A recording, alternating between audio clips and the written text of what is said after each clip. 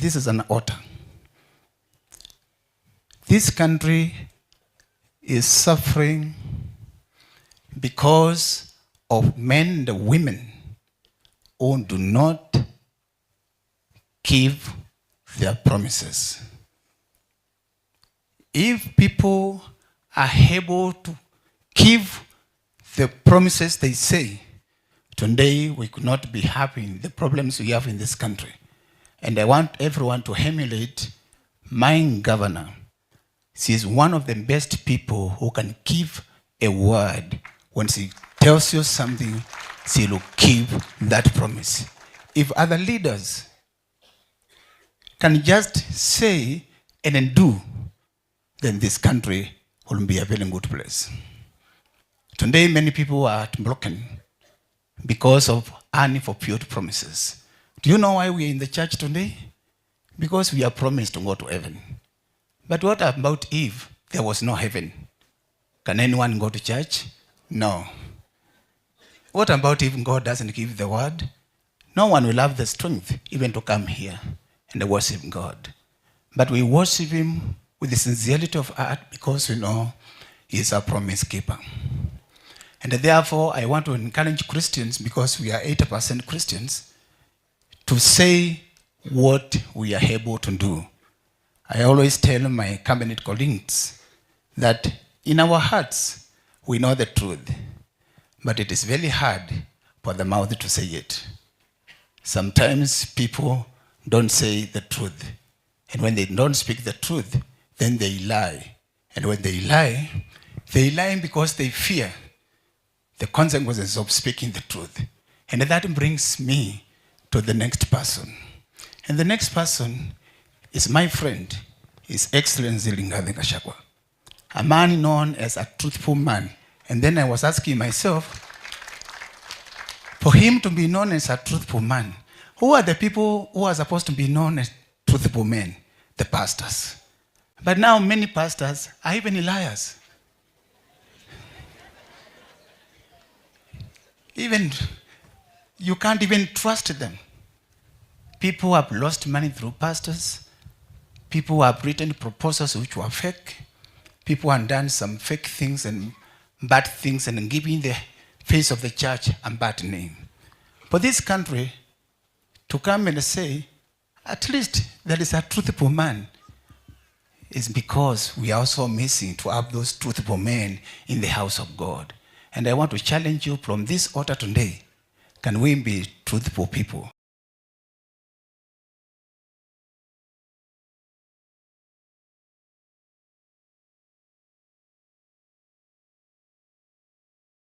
Can we be people who can keep covenants? And can we be people who can stand to be counted? And the last person is His Excellency Stephen Kalonzo. I have observed him over the years. He is my good friend. He is a man of integrity, with no question. But where should the integrity be? If Kenya, we are 80% Christians.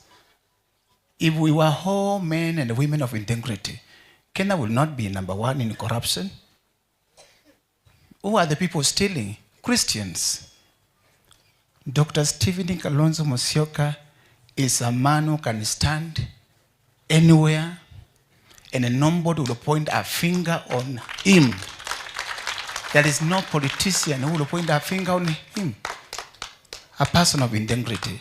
It is very wrong for people not to aspire to be men of integrity. In this country, power is sweet.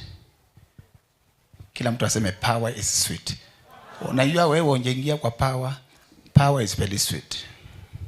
And when people enter into power, because it is very sweet, they want to stay there forever. Now, we are now seeing people trying to change the way things should be done in this country because power is sweet. And the Bible says in the book of Isaiah, chapter 19, it says,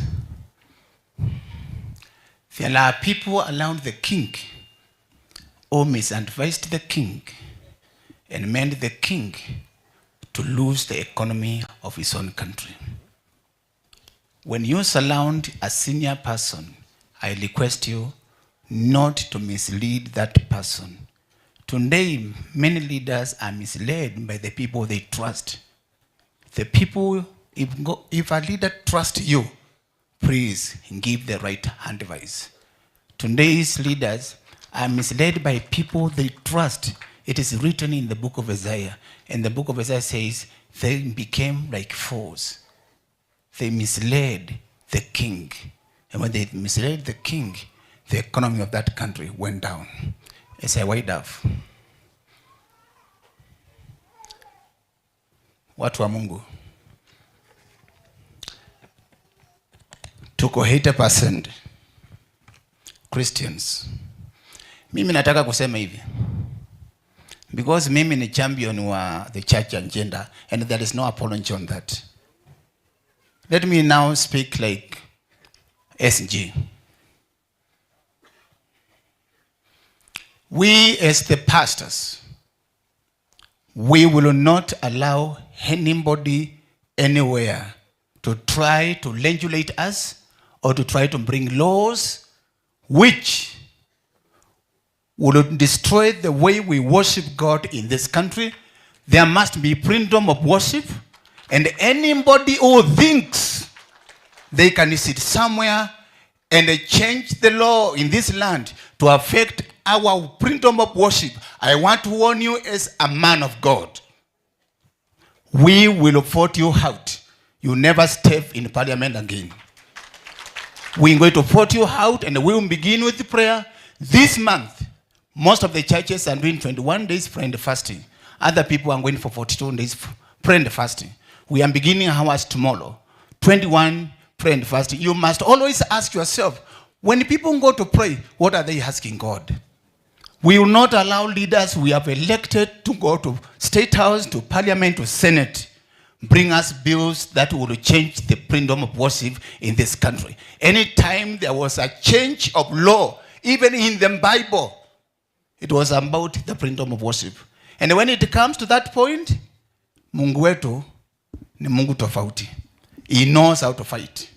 Please, don't touch the church.